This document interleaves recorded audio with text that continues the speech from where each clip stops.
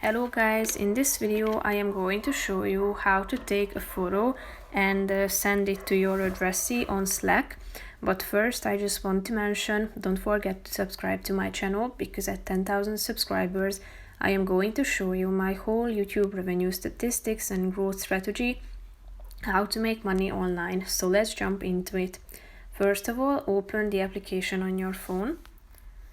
Go to the channels section and select the channel in which you would like to send a picture, or to the direct messages section and select your addressee to whom you want to forward the photo.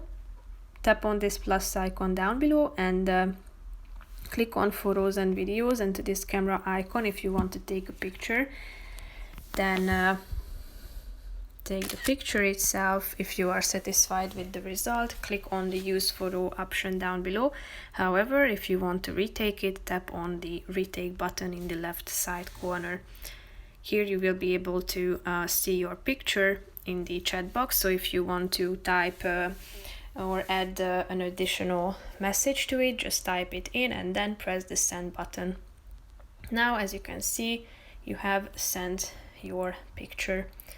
That's pretty much it for this video, guys. I hope you found it helpful. See you in the next one. Bye bye.